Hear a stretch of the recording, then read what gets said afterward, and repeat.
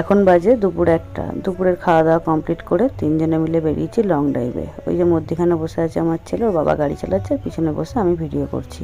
আর ওকে যে মধ্যিখানে বসানো হয়েছে এই জন্যই হচ্ছে দুরন্তিপনা। আসলে ও মধ্যিখানে বসতে চায় না, সামনে বসে। এবার আমাদের শ্যামপুর থেকে উলুবেড়িয়া রোডে প্রচণ্ড পরিমাণে বাম্পার দেওয়া আছে। অতিরিক্ত বাম্পারের জন্য ও যদি সামনে বসে ওর বাবার গাড়ি চালাতে একটু অসুবিধা হয়, তাই জন্যই ওকে পিছনে বসিয়েছে। পিছনে বসে ভীষণ পরিমাণে বিরক্ত হয়ে যায়।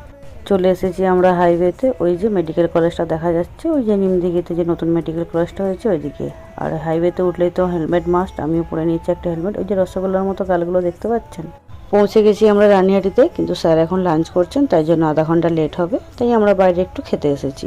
বাইরে খেতে এসেছি, ও এখন নিয়েছে একটা শ্রীখণ্ড। ও জানে না এটা কি, কিন্তু নিয়েছে, খায়নি। ওইটুকু খেলো, ওইটুকুই শেষ। এরপরেরটা কিন্তু আমিই খেয়েছি।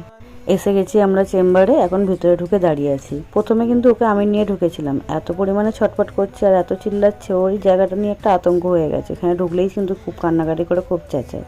তাই জন্য ওর বাবা এসে ওকে এখন নিয়েছে। আর ভিতরে যেই একটা বাচ্চাকে ইঞ্জেকশন দেওয়া শুরু হয়েছে, আর ইঞ্জেকশন দিলেই তো বাচ্চারা চেঁচায়, সেই দেখে ওরও কান্না শুরু হয়ে গেছে আবার। এবার বাইরে যাওয়ার জন্য বারবার বায়না করছে। এই 22 মাস বয়স পর্যন্ত যত ইঞ্জেকশন হয়েছে সব কিন্তু ওর বাবাই নিয়ে বসিয়ে দিয়েছে, আমি একটাও দিতে পারিনি।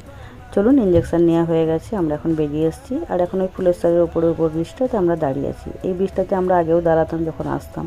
আর আজ প্রথম ছেলেকে নিয়ে হাইওয়েতে উঠেছি বাইকে করে, তাই জন্য ওকেও নিয়ে দাঁড় করিয়েছি। আর আমাকে এই কথা বলুন তো, এই সজনা ডাঁটাগুলো কেউ খায় না? রাস্তার ধারে দুপারে প্রচুর পরিমাণে হয়ে আছে সজনা ডাঁটা, কেন কেউ খায় না কি জানি, বা পারতেও দেখি না কাউকে।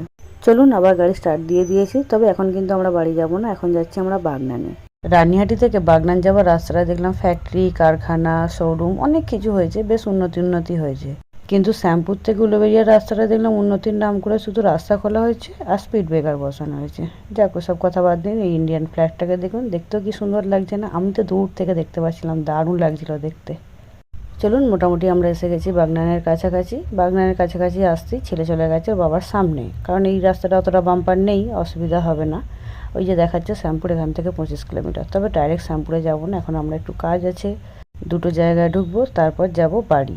আর এই যে ব্রিজটা দেখছেন, এই ব্রিজটাতে অনেক দিন বাদে এলাম, প্রায় 7 বছর বাদে। লাস্ট এসেছিলাম ওর বাবার সাথে এই দুর্গাপুজোয়। আর এখন আসছি ছেলেকে নিয়ে। সময় কত তাড়াতাড়ি কেটে যায়, তাই না? আজকে ছেলেকেও তাই জন্য ওর বাবা দেখাচ্ছিল, দেখ তোর মায়ের সাথে যখন প্রেম করতাম তখন এখানে ঠাকুর দেখাতে নিয়ে এসেছিলাম, আর এখন অত বছর বাদে তোকে নিয়ে এসেছি ঘুরতে। এখানে একটু দাঁড়াবো, একটু রেলগাড়ি দেখবো, তারপরে যাব যে কাজে এসেছি সেই কাজে। নেক্সট ব্লগে আপনাদেরকে দেখাবো কী কারণে এখানে এসেছি আর কী কী কিনেছি। চলুন, সকলে ভালো থাকবেন, আর একটু লাইক, কমেন্ট, সাবস্ক্রাইব করে দেবেন।